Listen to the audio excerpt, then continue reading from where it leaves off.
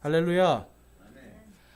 예, 저희들이 이제 예배를 드릴 수 없는 상황인데 또 참 많은 사람들이 힘을 써서 또 이렇게 예배를 드릴 수 있게 돼서 너무나 감사하고 하나님께 모든 찬양을 올려드립니다. 자, 여러분, 이 하나님께서 우리에게 이 예배라고 하는 것이 얼마나 소중한지를 요즘 시대에 더 깊이 느끼게 해주시는 것 같아요. 전에는 그냥 아무 때나 할 수 있었는데 이제는 뭔가 이제 자꾸 가로막히잖아요, 예배가. 물론 이제 집에서도 드릴 수 있지만 이게 또 집하고 현장은 또 다르단 말이에요. 그리고 또 이 예수님께서도 모이기를 힘쓰라고 하셨는데 지금 이 시대는 자꾸 모이기를 힘쓰는 것이 무언가 이렇게 잘못된 것인 것처럼 이렇게 시대가 자꾸 변하고 있습니다.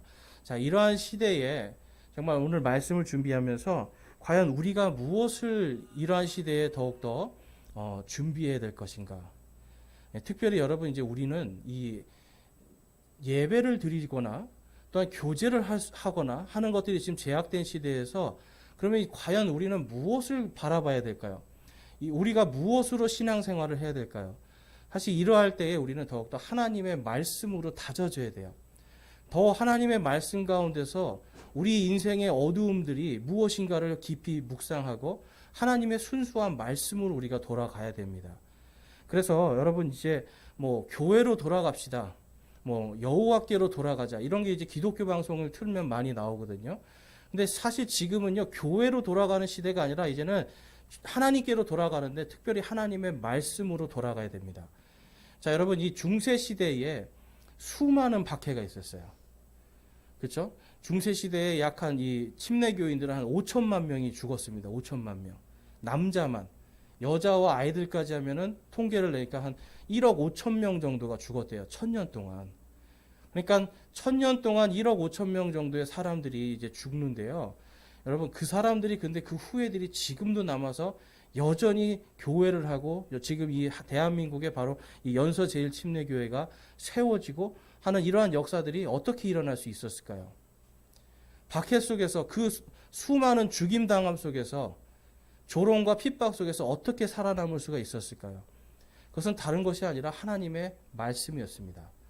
순수한 하나님의 말씀으로 작은 한두 사람이지만 그 안에서 하나님의 말씀으로 다져진 사람들이 견디고 버티고 죽임당해서 도망다니지만 하나님의 말씀으로 온전하게 선 한두 사람이 지금 이렇게 큰 무리들을 이루는 거예요.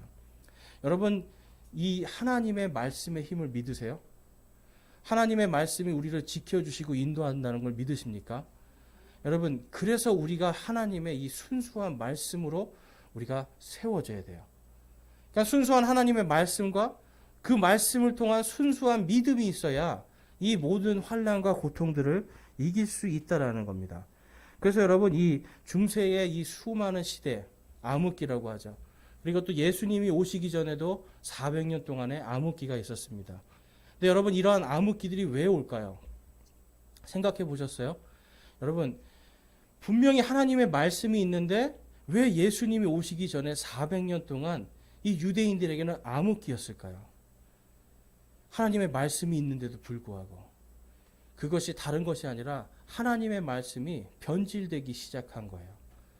하나님의 말씀이 변질되니까 여러분, 그 말씀을 보니까 어때요? 변질된 믿음을 갖게 돼요. 그래서 여러분, 우리에게는 이 하나님의 순수한 말씀이 필요한 겁니다.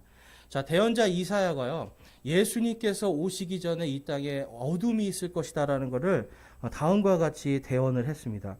이사야서 9장 1절과 2절 말씀에 가보면, 그러할지라도 그 흑암은 그 땅이 괴로움을 당하던 때의 흑암과 같이 아니하리니 그때에는 그분께서 처음에 스불론 땅과 납달리 땅을 가볍게 괴롭히시고 나중에 요르단강 건너편 바닷길 옆 민족들이 거하는 갈릴리에 있는 그 땅을 더욱 심하게 괴롭히셨느니라. 우리 2절 말씀 같이 읽어보겠습니다. 어둠 속에 다니던 백성이 큰 빛을 보았고 사망의 그늘진 땅에 거하는 자들 곧 그들에게 빛이 비치었도다. 아멘.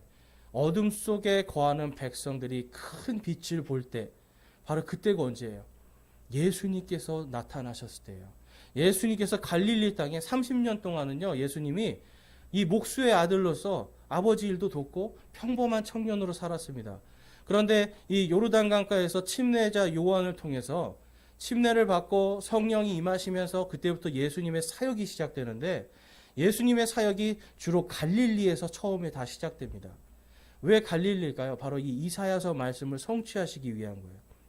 바로 이 땅에 지금 이 갈릴리 지역은 이 이방인들이 와서 계속해서 이방인들의 군대들이 와서 주둔하던 곳이었어요. 그러니까 이곳은 다른 지역보다도 더 많이 이방인들에게 밟히고 괴롭힘 당하는 지역이었다란 말이에요. 그런데 그 땅에도 분명히 하나님의 말씀이 있었고 회당들이 있었는데, 이 사람들이 어떻게 되는 겁니까? 이방 문화와 그러한 것들에 섞이기 시작하는 거예요. 그리고 당시에 바리새인들은 어떤 일을 했습니까? 하나님의 말씀에 자기들의 교리를 끼워 넣기 시작했어요. 사람의 교리, 장로들의 교리들, 그 다음에 제사장들, 사두개인들, 이러한 사람들의 악한 교리들이 자꾸 들어가서 하나님의 말씀은 있는데요, 그 말씀이 순수하게 내 것이 되는 게 아니라 이 말씀을 뭘로 가지고 오는 거예요? 사람의 교리들로 가지고 와서 그걸로 해석을 하기 시작하는 겁니다. 여러분, 이게 굉장히 중요한 거예요. 이게 굉장히 무서운 겁니다. 우리가 하나님의 순수한 말씀을 가지고 그것이 아멘으로 나한테 받아들여져야 되는데, 이게 순수한 말씀이 오는 게 아니라 말씀에 뭐가 덧붙여서 오는 거예요? 사람의 교리들이 들어오는 거예요. 그러니까 여러분, 변질된 교리가 만약에 들어오면 내 안에는 분명히 변질된 믿음이 생기기 시작합니다. 그래서 예수님 당시에 사람들이 어떤 일들을 한 거예요? 하나님을 믿는다고 하지만 그들의 마음 속에는 이 하나님을 믿음으로 기다리는 것이 아니라 우리의 힘으로 뭔가 해보자는 거예요. 우리가 어떤 무력을 쓰고 폭력을 써서 한번 이 유대 땅을 해방시켜 보자. 이 로마를 한번 무찔러 보자. 이러한 것들을 통해서 이 사람들이 계속해서 그들의 마음 속에 하나님의 이 메시아가 아니라 누군가 사람의 영웅이 탄생하길 기다리고 있었던 거예요. 영웅. 그러니까 사람의 영웅을 기다리니까 어때요? 사람을 보기 시작하는 겁니다. 하나님의 말씀을 알지만 사람을 보기 시작했던 거예요. 그래서 이 하나님께서 이제 우리에게 예수 그리스도를 보내주시고 그분을 통해서 우리의 모든 죄악들이 다 용서가 되잖아요. 예수 그리스도를 통해서 우리가 성령으로 침례를 받는 이러한 사건이 있기 전까지 사람들은요, 전부 다 이 무언가 섞여 있는 다른 믿음을 가지고 있었다라는 거예요. 여러분, 지금 오늘날도 우리 이 대한민국의 교회가 거의 비슷합니다. 예수님이 오신 그 당시와 굉장히 비슷해요. 말씀도 있어요. 그리고 종교 지도자들도 있고요. 큰 회당이라든지 큰 성전도 있고, 그런데 어떤 일이 벌어져요? 하나님의 순수한 말씀이 사라지기 시작하는 겁니다. 여러분, 예수 그리스도를 믿고 성령으로 침례받는다는 건 이제 무슨 뜻이에요? 여러분, 우리는 이제 나의 옛 것은 죽어버리는 겁니다. 우리가 침례를 받을 때도 그거잖아요. 물속으로 들어갈 때 나의 옛사람은 죽고 나의 죄악된 것들은 죽고 내가 다시 일어나서 예수 그리스도와 함께 살리라. 보라, 새 것이 되었도다 하는 바로 그것을 보여주는 게 침례란 말이에요. 그러니까 예수님을 믿고 우리가 1차적으로 우리의 모든 죄가 다 용서받는 순간 하나님은 그러시는 거예요. 보라, 새 것이 되었도다. 새 것이 되었는데 그러면 새 것에 맞는 말씀과 새 것에 맞는 믿음을 가져야 되잖아요. 그런데 자꾸만 옛날로 돌아가기 시작한다는 겁니다. 자, 갈라디아서 말씀에 가보니까 이런 말씀이 있어요. 3장 24절과 24절에서 27절에 보면, 그런즉 율법은 우리를 그리스도께로 인도하는 훈육 선생이었으니 이것은 우리가 믿음으로 의롭게 되게 하려 함이니라. 그러나 믿음이 온 뒤에는 우리가 더 이상 훈육 선생 아래 있지 아니하도다라고 말씀을 해요. 자, 이 훈육 선생은 뭐냐면 어린아이들을 가르치는 훈육 선생님을 말씀하고 있는 거예요. 그러니까 구약 시대의 율법은 뭐라는 거예요? 율법은 그냥 여러분 어린아이들이 잘못하면 어떻게 해야 돼요? 하지마, 해를 정확하게 알려줘야 되잖아요. 그래야 어떻게 됩니까? 아이들이 죄를 안 지어요. 정확하게 해야 될 것과 하지 말아야 될 것, 그거에 대한 징벌과 상이 있을 때 아이들은 정확하게 이것이 무엇인지 알게 된다는 거예요. 그것을 통해서 뭘 아는 거예요? 여러분, 참 재밌는 게 아이들이 아이들에게 부모님이 정확하게 선을 그어서 혼내고 잘하는 것과 못하는 것을 정확하게 해주면 아이들이 무엇을 느낄 것 같으세요? 엄마가 나를 사랑하는구나. 아빠가 날 사랑하는구나라고 느낀대요. 근데 오히려 자기가 여러분 아이들도 어른들 간 보잖아요. 이렇게 일부러 한번 싹 나쁜 짓 해보거든요. 근데 엄마 아빠가 이거를 징계를 안 해주잖아요. 그럼 어떻게 해요? 아, 또 해도 되는구나 하면서 자기 마음속에 뭐가 있냐면 이거 나쁜 건데라는 걸 알아요. 그러면서 무슨 마음이 드냐면 왜 엄마 아빠는 나를 이걸 잡아주지 않지? 이러면서 나를 사랑하지 않는가라고 하는 이러한 마음이 든답니다. 심리적으로 그렇다라는 거예요. 여러분, 하나님을 우리가 믿는 데 있어서 이 구약의 율법은 굉장히 중요합니다. 왜냐하면 율법을 통해서 우리가 하나님 앞에 어떻게 나아갈 수 있는가, 하나님 앞에 어떻게 하면 거룩하게 살 수 있는가를 알 수 있는 거예요. 그런데 오늘 이 갈라디아서에서 사도 바울은 뭐라고 그래요? 그것이 어린아이들을 가르치는 훈육 선생이라고 말씀하고 있는 거예요. 자, 그런데 이제 그 다음에 뭘 하냐면 이 믿음이 온 뒤에는 우리가 더 이상 훈육 선생 아래 있지 아니하도다라고 말씀을 합니다. 잘잘못을 알고요. 이제 그 다음에는 어떻게 해요? 믿음을 가지고 성장하는 거예요. 성장. 계속 잘못되고 잘되고 요거만 따지는 게 아니잖아요. 그걸 가지고 어떻게 해요? 이제는 내가 알았으니까 내가 이제 믿음을 가지고 하나님과 함께 동행하면서 내가 살아가는 겁니다. 그러면서 내 삶에 정확하게 하나님의 말씀으로 적용을 할 수가 있는 거죠. 자, 그래서 26절, 27절에 가보면 너희가 다 그리스도 예수님을 믿는 믿음으로 말미암아 하나님의 아이들이 되었나니 너희 가운데 그리스도 안으로 침례를 받은 자는 다 그리스도로 옷 입었느니라. 아멘. 이제는 율법의 시대가 아니라 이제는 예수 그리스도를 통해서 믿음으로 구원받는 은혜의 시대가 됐다라고 말씀을 하는 거예요. 그래서 율법을 잘 가지고 있대. 그렇지만 이제 율법은 우리를 행위로 구원하게 하지만 이제는 믿음을 통해서 우리가 하나님의 아들이 되는 권세를 가진 믿음으로 이제 거룩하게 됐다라는 걸 말씀하는 거예요. 그리고 그리스도로 옷을 입었다라고 말씀을 합니다. 자, 여러분, 그리스도로 옷을 입었다라는 게 무슨 뜻일까요? 예전에는 내 옷이 뭐예요? 성경에 보니까 우리의 의는 다 누더기 같다고 그래요. 누더기. 옛날에는 내가 아무리 잘났어도 세상에서 잘났어도 하나님이 보실 때 뭐 입고 있는 사람이에요? 누더기 입고 있는 사람이에요. 그런데 이제는 나는 죽고 나의 자아는 죽고 이제 예수 그리스도와 함께 동행하면서 그분과 함께 살리라고 하는 이 믿음으로 설 때 예수 그리스도로 옷을 입고 그분의 거룩함이 나의 거룩함이 되고 그분의 말씀이 나의 삶의 모든 것이 되는 그런 그리스도로 옷 입은 사람들이 된다는 겁니다. 그렇기 때문에 여러분 우리가 믿음을 통해서 이제 구원을 받고 그 다음부터는 율법이 아니라 우리를 지배하고 있는 게 무엇이 되겠어요? 바로 성령의 생명의 법이 됩니다. 자, 로마서 8장 1절에서 3절 말씀 가보니까 그러므로 이제 그리스도 예수님 안에 있는 자들에게는 정죄함이 없나니 그들은 육신을 따라 걷지 아니하고 성령을 따라 걷느니라. 이는 그리스도 예수님 안에 있는 생명의 성령의 법이 죄와 사망의 법에서 나를 해방시켰기 때문이라. 율법이 육신으로 말미암아 연약하여 능히 하지 못하는 것을 하나님께서 하셨나니 곧 자신의 아들을 죄 있는 육신의 모양으로 보내시고 또 죄로 인하여 육신 안에서 죄를 정죄하셨느니라. 아멘. 이제는 우리가 율법으로, 여러분 이제 신약 시대는요 율법으로 정죄받는 시대가 아니라는 거예요. 이제는 우리가 이 예수 그리스도의 이 죽으심을 통하여서 누구든지 그분의 피를 통해서 그분을 믿는 믿음을 통해서 구원받고 죄 씻음을 받은 새롭게 거듭난 모든 사람들은 이제 죄와 사망의 법이 아니라 생명의 성령의 법이 우리를 지배하는 겁니다. 그러니까 여러분 신약과 구약이 어떻다라는 거예요? 다르다라는 거예요.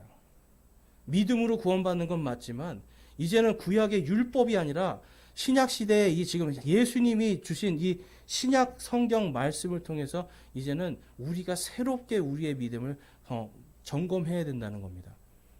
그래서 여러분 구약의 믿음이 아니라 이제 신약 시대에는 신약의 믿음으로 가는 겁니다. 여러분 이해가 되세요? 그래서 이게 문제가 되는 것들이 이게 뭔지 아세요, 여러분? 우리가 지금 신약 시대에 살고 있는데 계속 구약의 율법 안에서 자꾸 우리가 생각을 한단 말이에요. 그러니까 구약의 율법 안에서 자꾸 생각하니까 뭔가 제사장이 필요한 것 같고요. 뭔가 이런 성전이 필요한 것 같고요. 그러니까 하나님의 말씀보다는 무엇 중심으로 되냐면 자꾸 예배 중심으로 우리의 믿음이 이렇게 딱 맞춰지는 거예요. 하나님의 말씀이 없어도 내가 말씀을 몰라도 그냥 가서 예배 드리면 하나님 믿는 걸로 그냥 딱 끝나는 이러한 시대가 되고 있다라는 거예요. 그러니까 여러분 예배를 못 드리면 어떻게 돼요? 신앙이 흔들흔들 하는 겁니다. 예배 조금 못 드리면 이제 어떻게 되는 겁니까? 예배에 대해서 중요성을 못 느끼기 시작해요. 그러니까 인터넷에서 그냥 틀어서 보면 되지. 여러분 보는 거 좋아요. 나를 지키기 위해서 보는 건 그렇게 나쁘지 않습니다. 근데 이 마음이 문제라는 거예요. 마음이. 예배를 드리는 거에 대한 내 마음이 소홀해지기 시작하고 그 다음에 예배를 안 드리니까 어떻게 해요? 믿음이 확 꺾여진다는 거예요.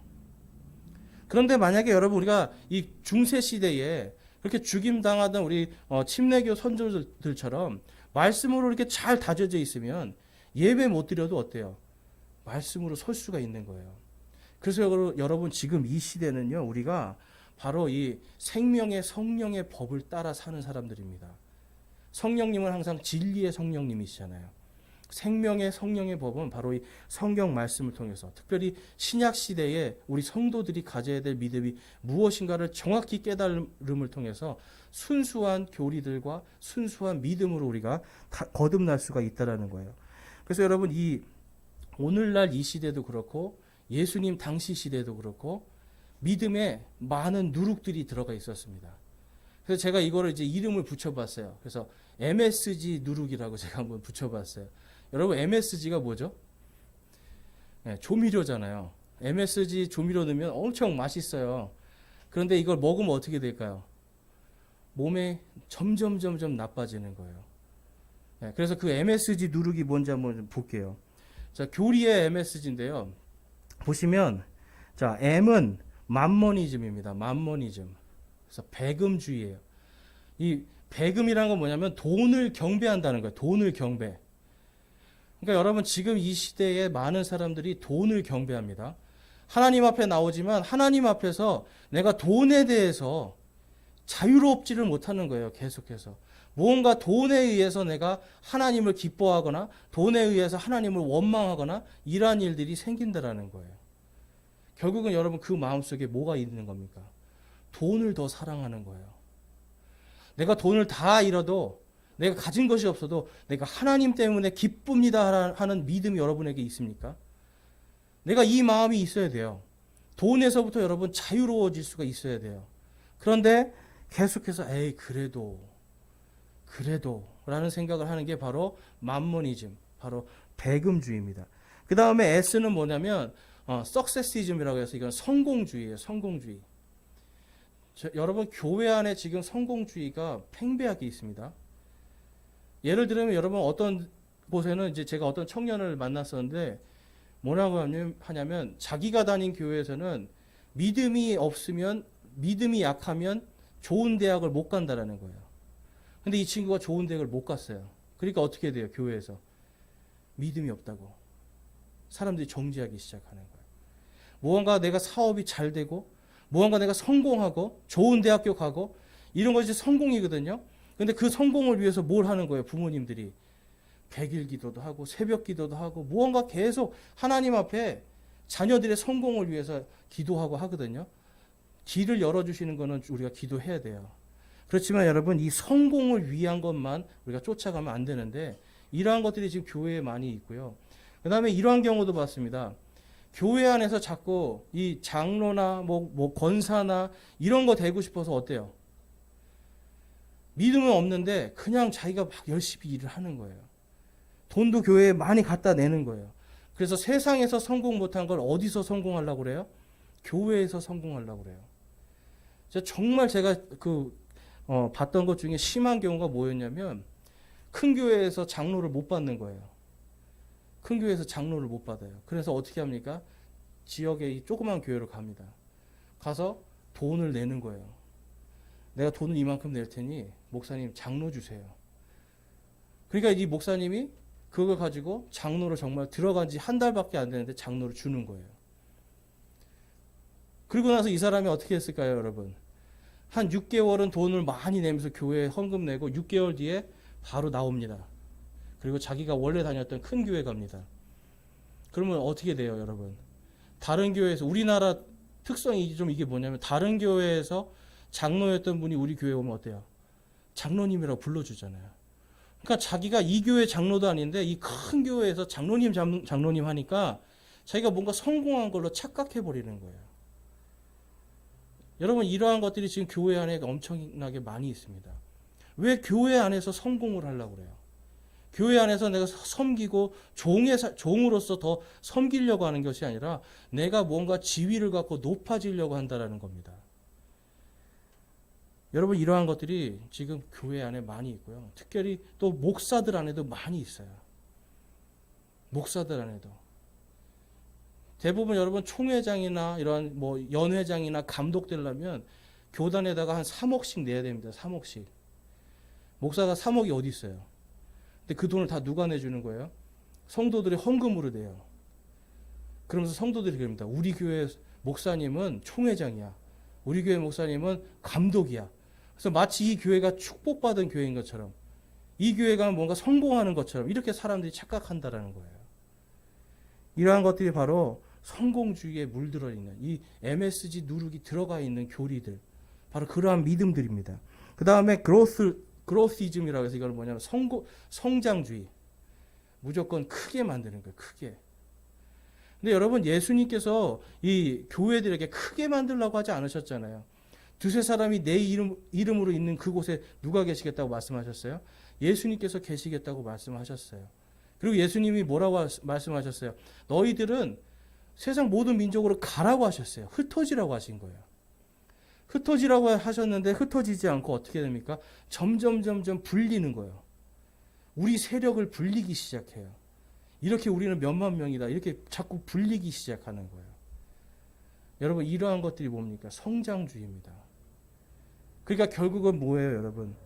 참 재밌는 게 작은 교회에서 이제 예전에 제가 장로교회 다닐 때 작은 교회에서 무슨 새벽 기도한다 하면 안 가는데 큰 교회에서 수능 앞두고 100일 새벽 기도한다면 2시간씩을 차를 타고 가서 거기 가서 기도를 해요. 왜 그렇습니까, 여러분? 거기 가야 뭔가 효과가 있을 것 같거든요. 뭔가 기도빨이 받을 것 같거든요. 여러분 이러한 것들이 다 뭐예요? 성장주의, 성공주의, 배금주의, 이러한 것들이 만들어낸 변질된 믿음들입니다. 여러분 이러한 것들을 통해서 이 당시에 예수님 당시에도 똑같았어요. 바리새인들, 서기관들, 사두개인들, 이러한 사람들, 유대인의 이 종교 지도자들, 그들이 여러분 섬겼던 건 돈이었습니다. 자신들의 부와 명예와 권력이었어요. 돈과 성공과 성장을 위해서 그들은 밑에 있는 이 백성들에게 올바른 하나님의 말씀을 가르치는 것이 아니라 자기들이 원하는 대로 그들을 조종하기 위한 교리들을 가르치기 시작한 거예요. 여러분 교리라는 말에 어떤 분들은 굉장히 부담을 가지시는데 다른 거 아닙니다. 여러분 주일날 와서 예배 드리는 거 이런 것들도 다 교리들이란 말이에요. 우리가 가지고 있는 이러한 믿음들 하나하나가 보면 전부 다 교리들입니다. 그런데 이러한 것들이 변질되면 우리가 이곳에 와서 예배드리는 순수한 목적들이 사라진다는 거예요. 자, 여러분은 오늘 이곳에 왜 오셨습니까? 예배드리러 오셨죠? 근데 예배드리는 마음이 여러분 한 분 한 분씩 여쭤보잖아요. 다 달라요. 어떤 분들은 죄책감 때문에 오는 분들도 있어요. 정말. 어떤 분들은 내가 예배를 드리지 않으면 구원받지 못할까 봐 오시는 분들도 있어요. 여러분 왜 이렇게 예배를 드리는 목적이 다 다를까요? 예배를 드리는 목적은 사실 성경에서 딱 한 가지를 말씀하고 있는 거예요. 하나님께 경배하기 위해서 오는 겁니다. 무언가 받기 위해서가 아니라 하나님께 내 마음을 드리기 위해서 오는 거예요. 그런데 지금은 어때요? 뭔가 받고 싶은 거예요. 뭔가 내가 이걸 통해서 성공하고 싶고 돈을 벌고 싶고 내가 뭔가 성장하고 싶고 이러한 것으로 변질되고 있는 게 지금 시대입니다. 그래서 여러분 지금 이 시대에 우리가 순수한 믿음의 이 교리를 가져야 되는데 이것을 가로막고 있는 게 뭐냐면 성도들이 구약과 신약을 나누어서 성경 말씀을 보지 못해요. 이해가 되세요? 여러분 성경에서 어디서 어디까지가 구약입니까? 어디서 어디까지가 구약이에요? 예수님 태어나시면 그때부터 신약이에요? 아니면 예수님 예? 예, 맞습니다. 정확하게 잘 배우셨어요.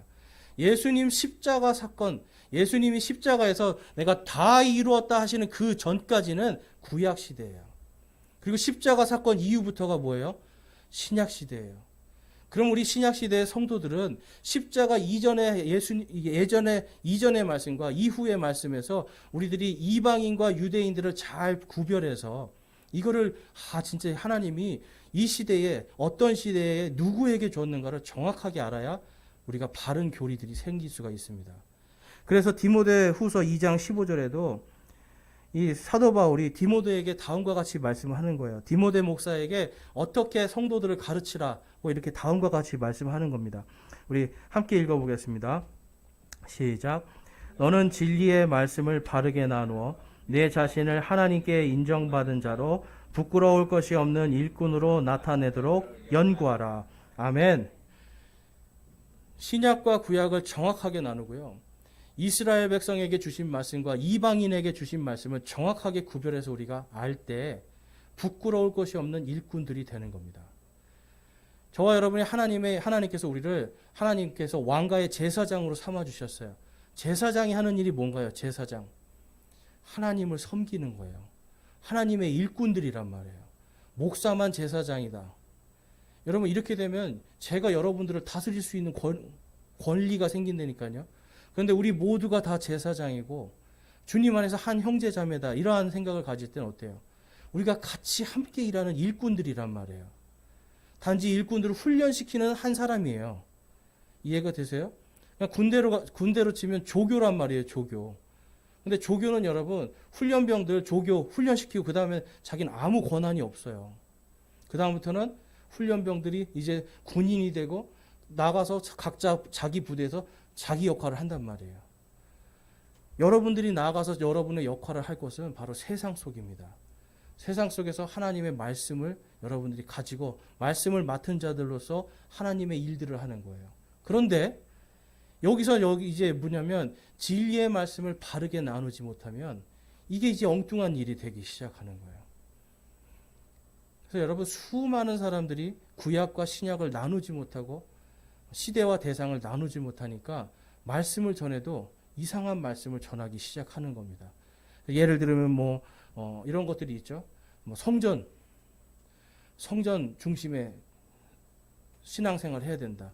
근데 성전을 떠나면 뭔가 이상해지는 것 같고 성전에서 뭔가 헌신하고 봉사해야 하나님께 복을 받고 이런 식으로 생각을 하기 시작한단 말이에요. 그러니까 교회에서 열심히 봉사하면 믿음이 좋은 사람, 교회에서 봉사를 못하면 믿음이 나쁜 사람, 이런 식으로 판단을 하는데 실제로 딱 보면 아닌 경우도 많거든요. 그렇기 때문에 여러분 우리가 하나님 앞에서 순수한 말씀으로 우리가 바로 설 때 교회 중심이 아니라 말씀 중심, 그리고 이 말씀을 가지고 세상 속에 나가서 하나님의 올바른 일꾼들이 될 수 있는 겁니다. 오늘 예수님은 바로 그것을 위해서 오늘 이 본문 말씀을 주셨어요.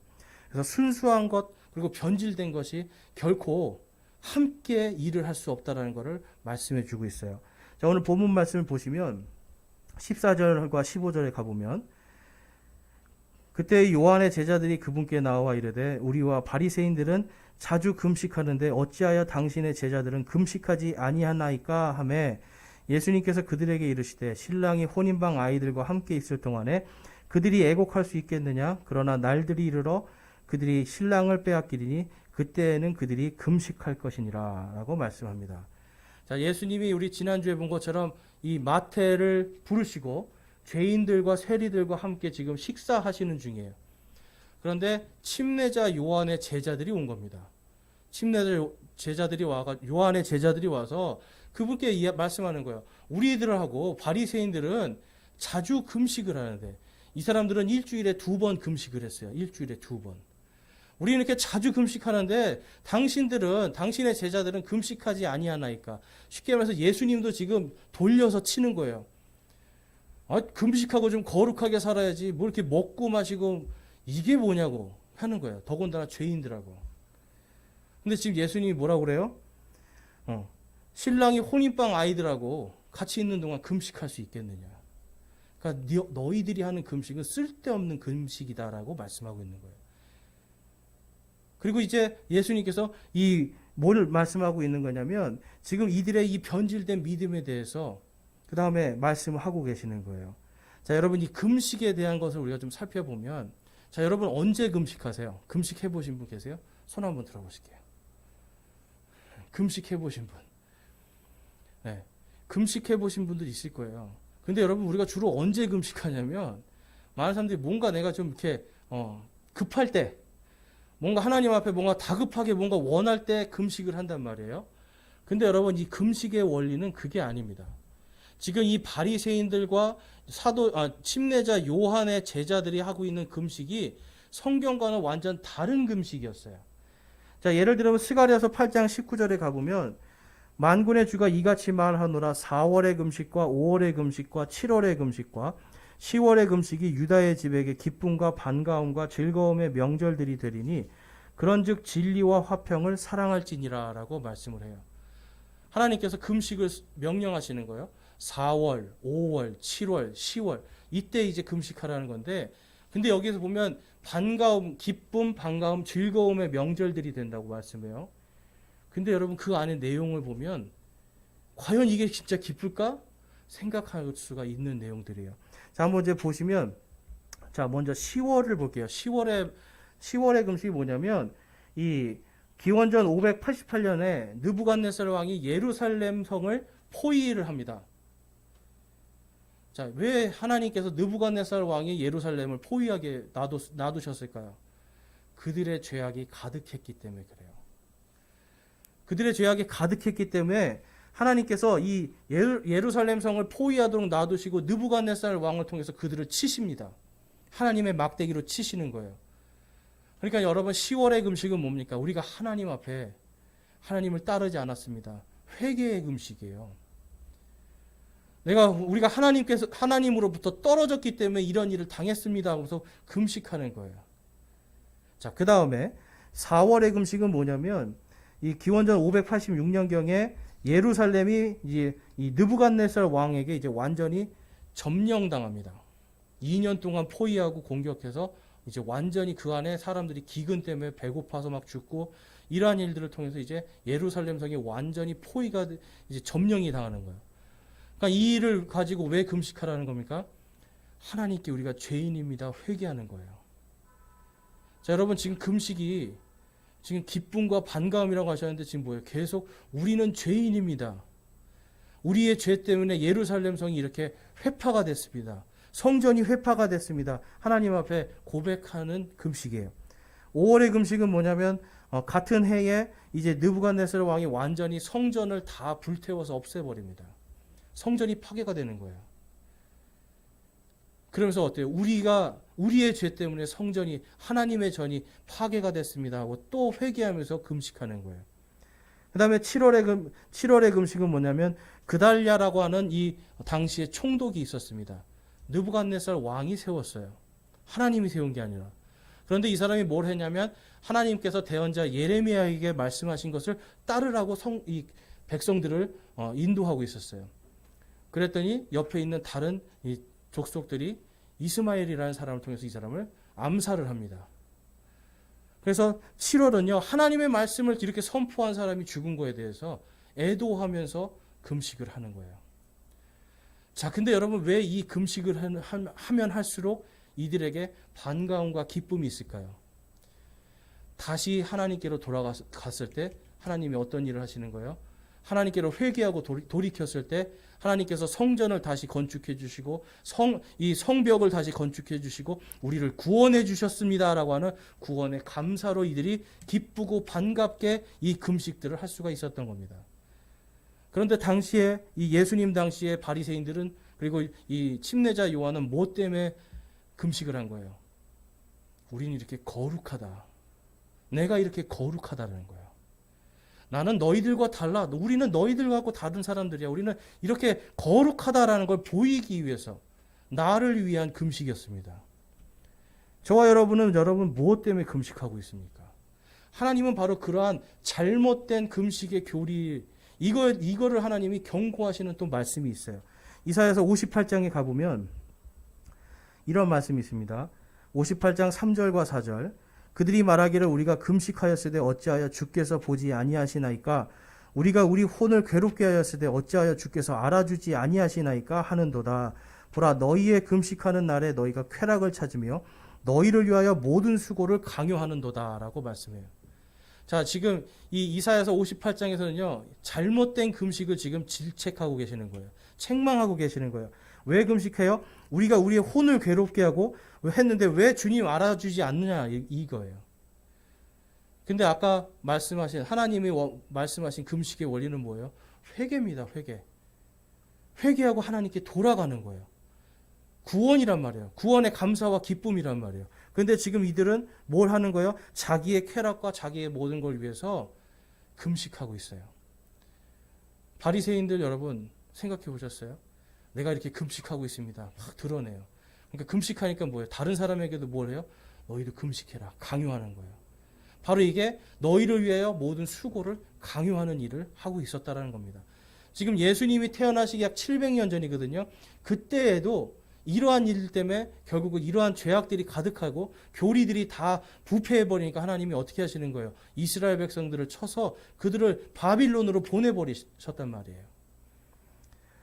여러분, 이게 이 교리라는 게 하나님에 대한 순수한 교리가 혼탁하게 되고 변질될 때 하나님은 반드시 징계를 하십니다. 그래서 4절에 보면 보라, 너희가 금식함은 다툼과 논쟁을 위하며 사악한 주먹으로 치기 위함이니 너희는 너희 목소리가 높은 곳에서 들리게 하려고 이날에 하는 것 같이 금식하지 말지니라 라고 말씀해요. 지금 요한의 제자들이 예수님께 와서 논쟁하고 있잖아요. 말다툼하고 있고 우리는 이렇게 하고 있는데 왜 당신의 제자들은 하지 않습니까? 라고 하면서 그들을 정죄하고 있는 거예요. 그런데 하나님이 뭐라고 말씀하시는 거예요? 이날에 하는 것 같이 금식하지 말지니라. 그런 식으로 금식하지 말라는 거예요. 그래서 자기의 의, 나의 의와 나의 번영과 나의 영광을 위해서 하는 이러한 금식 하지 말으라는 겁니다. 그래서 여러분, 자기의 영광을 위해서 하는 이 거룩한 행위들, 여러분 이런 거 많지 않습니까? 우리 내가 이런 거 하면 좀 거룩해 보이지 않을까? 예수님이 뭐라고 말씀하셨어요? 거룩해 보이려고 긴 옷을 입고 그 다음에 길거리에서 기도를 길게 하고 이거 하지 말라는 거잖아요. 위선자가 되지 말라고 하셨잖아요. 어떻게 보면 우리들도 여러분 그러한 것들이 많이 있어요. 어디에 가서든지 내가 뭔가 좀 거룩해 보이기 위해서 자꾸 나를 꾸민단 말이에요. 교회에 와서도 내가 자꾸 거룩해 보이려고 꾸민단 말이에요. 여기 와서 하나님께 회개하는 것이 먼저인데 내가 뭔가 거룩해 보이려고 자꾸 나를 꾸미기 시작한다는 겁니다. 여러분, 교회에 와서 우리가 이러한 일들이 너무 많아요. 왜 교회에 와서 하나님 앞에서 우리가 내 자신을 자꾸 꾸미고 하나님 앞에 뭔가 거룩해 보이려고 애를 씁니까? 결국 하나님 보시기에는 우리 다 똑같은데. 당시에도 이러한 사람들이 있었어요. 그래서 하나님께서는 다음과 같이 내가 원하는 금식이 뭐다라고 말씀을 해주세요. 자, 이사야서 58장 6절과 7절입니다. 내가 택한 금식은 이것이 아니냐? 곧 사악함의 결박을 풀어주고 무거운 짐을 벗겨주며 학대당한 자를 놓아 자유로이 가게 하므로 너희가 모든 멍에를 꺾는 것이 아니냐? 또 그것은 줄인 자들에게 내 빵을 나누어 주며 내 쫓긴 가난한 자들을 내가 내 집에 드리는 것이 아니냐? 또 내가 벌거벗은 자를 볼 때에 그에게 입히며 내 살부치를 피하여 숨지 아니하는 것이 아니냐라고 말씀을 해요. 이거는 여러분 지금 무슨 금식이에요? 밥을 안 먹는 금식이 아닙니다. 지금 하나님이 원하는 금식이 무엇이에요? 차라리 내가 밥 한 공기밖에 없으면 반 공기는 내가 먹고 반 공기는 다른 사람을 위해서 줄 수 있는 이러한 믿음, 하나님의 사랑과 하나님의 사랑과 하나님의 말씀대로 내가 내 이웃을 사랑하는 것을 내가 실천하는 이것이 바로 금식이다 말씀하고 있는 거예요. 나는 가난하니까 줄 게 없어요. 이게 아니에요. 내가 가난하니까 더 아껴서 내가 주려고 애를 쓰는 것. 이게 금식이란 말이에요. 하나님은 오히려 이러한 것을 거룩하다고 보시는 거예요. 뭔가 종교적으로 내가 뭔가 더욱더 다른 사람보다 다른 특별한 존재라고 내가 인식하게끔 하는 이러한 그 외식적인 행위가 아니라는 겁니다. 오히려 내가 여기에서 가난한 자들, 그리고 집이 없는 자들, 벌거벗은 자들, 이러한 사람들을 위해서 내가 아끼고 줄여서 그걸 가지고 그들을 섬기는 것, 이것이 하나님이 원하는 금식이에요. 여러분, 그리스도인들이 왜 돈을 벌어야 됩니까? 그리스도인들이 왜 세상 속에서 좋은 직장에도 들어가려고 왜 애를 써야 되고 왜 노력해야 됩니까? 자기의 영광을 위해서, 이거는 하나님이 원하시는 게 아니에요. 내가 그것을 가지고 내가 아끼고 그것을 가지고 내가 더욱더 검소하게 살면서 다른 사람들을 위해서 내가 섬길 수 있는 하나님이 주신 이 물질을 내가 받은 청지기로서 이것을 지혜롭게 쓸 수 있는 그러한 사람이 되는 것이 하나님이 원하시는 사람이에요. 그런데 많은 사람들이 오늘날도 이러한 사악함의 결박들, 하나님을 모르는 사람들 외면합니다. 내가 먼저 더 성공하기 위해서, 내가 성공하기 위해서, 내가 더 뭔가 많이 얻기 위해서, 내가 더 크게 되기 위해서, 더 많이 벌기 위해서 다른 사람을 아랑곳하지 않잖아요. 여러분, 하나님은 이러한 것들을 뭐라고 말씀하시는 거예요? 위선이다 말씀하는 거예요. 하나님이 원하시는 금식이 아니라고 말씀하고 있는 겁니다. 여러분, 오늘날 많은 사람들이, 그리스도인들이 복권을 많이 해요. 복권. 여러분 복권 하세요? 복권 하시는 분들 오늘 조금 듣기 싫으실 수 있지만, 여러분 복권이 여러분 무슨 의미인 것 같으세요? 쉽게 말해서 이게 여러분 도박입니다. 도박. 도박이 뭐냐면 내가 작은 걸 넣고 큰 거를 얻고자 하는 게 도박이에요. 내가 작은 돈을 넣고 남의 돈 큰 거를 내가 하고자 하는, 내가 이 돈을, 다른 사람의 돈을 아주 손쉽게 갖고자 하는 게 바로 도박이에요. 그런데 여러분 복권은 뭐예요? 10,000원 내고 얼마 받기 원하는 거예요? 10억. 여러분 10,000원 넣고 10억 받고 10,000원 넣고 몇 억 받고, 여러분 이게 바로 도박이라는 거예요. 우리 인생에서 여러분 많은 경우에 이렇습니다. 이건 꼭 어떤 도박만이 뿐만 아니라 우리 인생에서 그래요. 정말 되지도 않을 건데 뭔가 될 것 같아서 그거에 대해서 내가 수많은 노력을 하는데 결국은 뭐예요, 여러분? 하나님의 뜻 가운데 있지 아니하면 받을 수가 없는 건데, 그걸 내가 얻기 위해서 바로 돈을 숭배하는 게 바로 도박이라는 거예요. 자, 그거에 대해서 지금 디모데전서 6장 8절에서 10절에 뭐라고 말씀하냐면, 이 도박의 끝이 무엇인가를 말씀해 줍니다. 그래서 여러분, 이 복권, 도박 이러한 것들을 할 때에 우리가 이 말씀으로 우리 스스로를 조심해야 돼요. 우리 함께 디모데전서 6장 8절에서 10절 말씀 같이 읽어보겠습니다. 먹을 것과 입을 것이 있은즉 우리가 그것으로 만족할 것이니라. 그러나 부유하게 되고자 하는 자들은 사람들을 파멸과 멸망에 빠지게 하는 시험과 올무와 여러 가지 어리석고 해로운 욕심에 떨어지느니라. 돈을 사랑함이 모든 악의 뿌리이니 어떤 자들은 돈을 탐내다가 믿음에서 떠나 잘못하고 많은 고통으로 자기를 찔러 꿰뚫었도다. 아멘. 돈을 사랑하면 여러분 결국 뭐라고 말씀하시는 거예요? 믿음에서 떠나 잘못하고 많은 고통으로 자기를 찔러 꿰뚫어 버리는 일이 생기는 겁니다. 돈을 벌어도요, 내가 공부를 해도, 직장에 가도 내가 하나님께 영광을 돌리기 위해서, 내가 하나님이 주신 이것을 내가 잘 청지기로서 잘 내가 그것을 관리해서 하나님을 위해서 내가 쓰는, 하나님을 사랑하고 이웃들을 위해서 쓰는 그러한 것으로 내가 살아야 된다는 거예요. 그래서 예수님은 그러한 것들이 지금 되지 않는, 그러한 것들은 전혀 생각하지도 않고 오히려 자기의 영광과 거룩을 위해서 이 금식을 하는 자들에게 다음과 같이 말씀을 합니다. 자, 16절 17절에 보면 아무도 새 옷감 조각을 낡은 옷에 붙이지 아니하나니 이는 그것을 메우려고 붙인 것이 그 옷을 당기어 그 찢어짐이 더 심하게 되기 때문이니라. 하나님의 순수한 말씀을 옛날에 그 낡은 구약의 율법, 사람들이 변질시켜 놓은 그거, 낡은 거, 그것과 붙이지 말라는 거예요. 어떻게 된다는 거예요? 찢어져 버린다. 다 못 쓰게 된다는 거예요. 그러면 어떻게 됩니까, 여러분? 낡은 것을 벗어버리고 예수 그리스도로 옷을 다시 새롭게 입으면 돼요. 그런데 자꾸만 옛날 거 가지고 있으면서 거기에 새 거를 덧붙이려니까 어때요? 옷이 다 찢어져 버린다는 거예요. 그렇게 하지 말라는 거예요.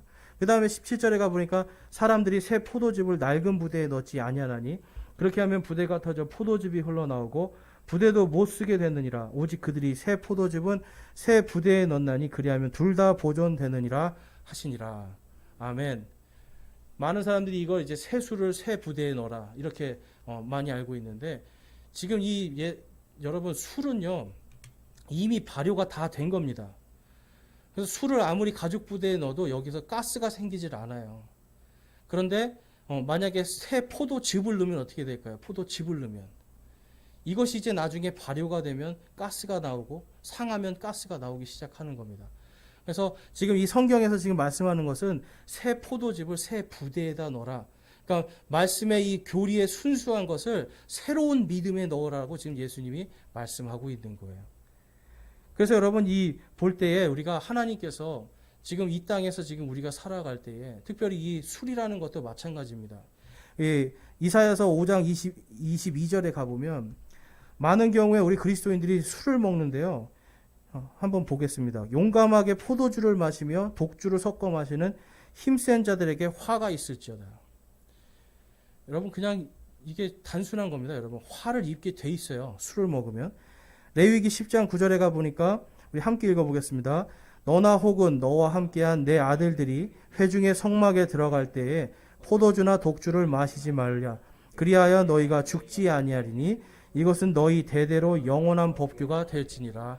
아멘. 제사장들이 포도주를 먹거나 독주를 마시고 하나님 앞에 나가면 어떻게 된다는 거예요? 너희가 죽는다라는 겁니다. 화를 입는다라는 거예요.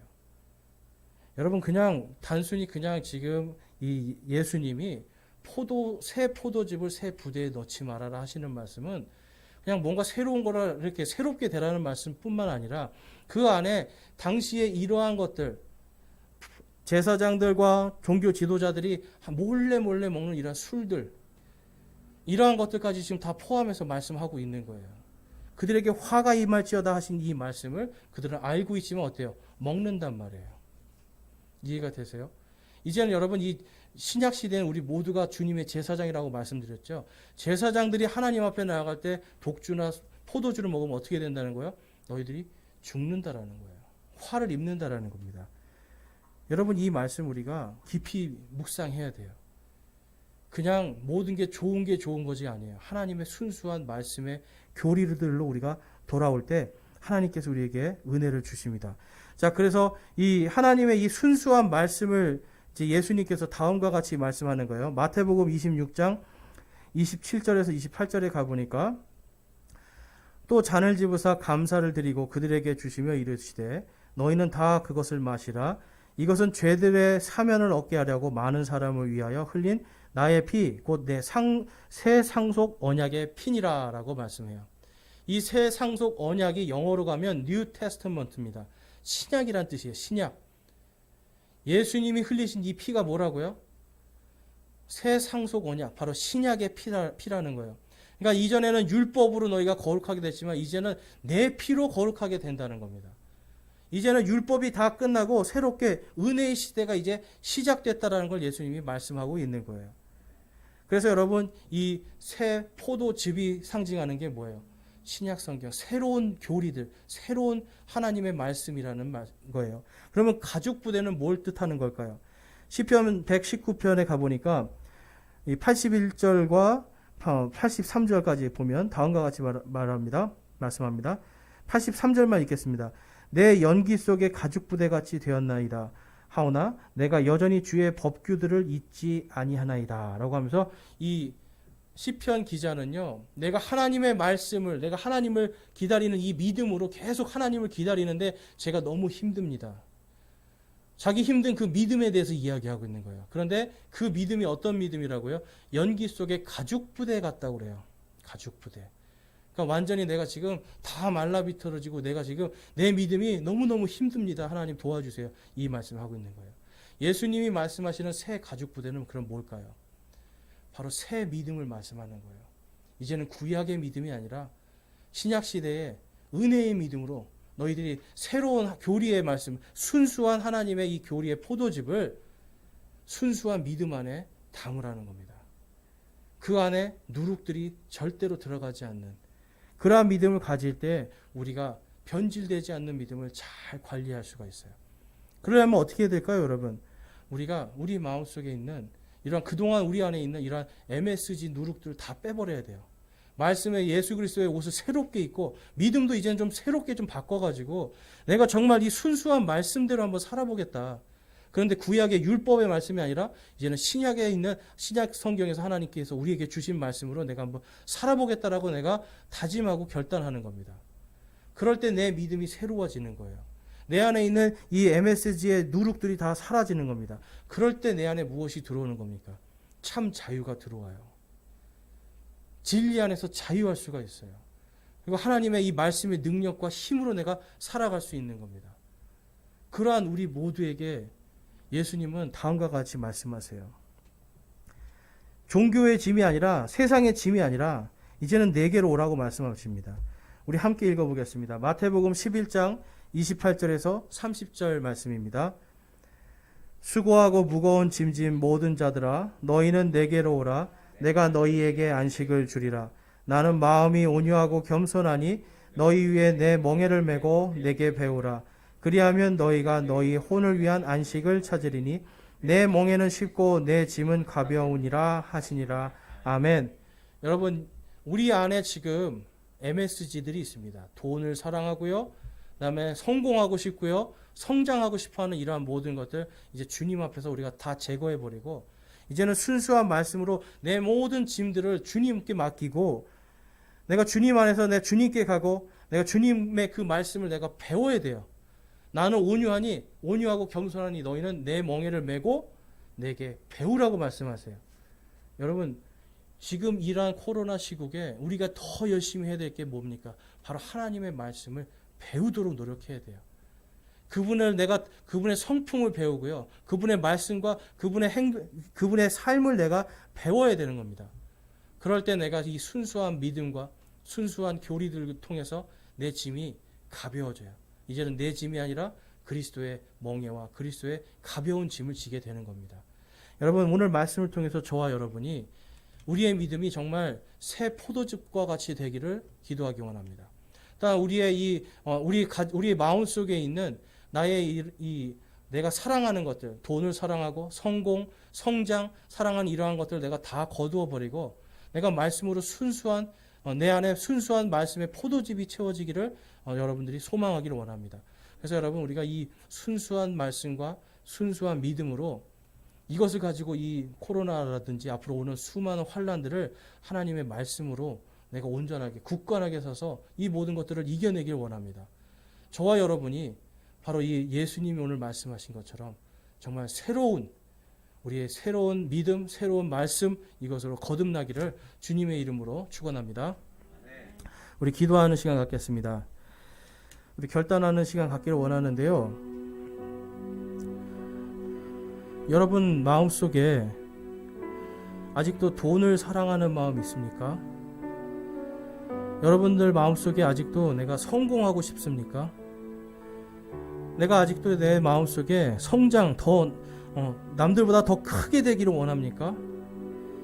여러분, 이제 이러한 것들이 아니라 주님이 주신 것에 내가 만족하고 하나님의 주신 것을 내가 잘 관리해서 그것으로 내가 하나님께서 나에게 주신 내 이웃들, 하나님께서 주신 내 사명을 내가 잘 감당하는 자, 그러한 내가 삶을 살기를 내가 결단하고 소망합니다라고 주님 앞에 기도하기 원합니다. 우리 함께 기도하겠습니다.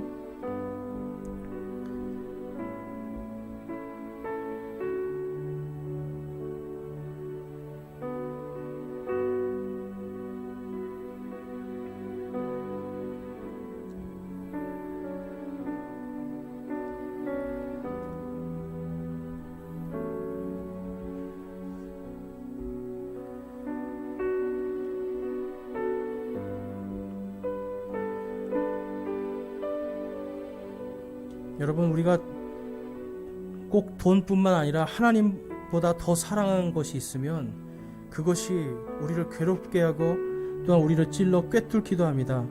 이 시간 우리 마음속에 내가 이제는 하나님께서 주신 것에 만족하면서 주님의 제사장으로서 내가 하나님의 순수한 말씀으로 내가 새롭게 거듭나길 소망합니다. 하나님의 순수한 말씀으로 내가 살아가기를 결단합니다 하시는 분 있으면 우리 손을 들어 하나님께 우리의 마음을 드리겠습니다. 내가 이제는 하나님보다 더 사랑하는 것들 다 거두어 버리고 하나님의 말씀대로 살기를 소망합니다. 내가 그렇게 결단합니다 하시는 분들 손을 들어 하나님께 마음을 드리겠습니다.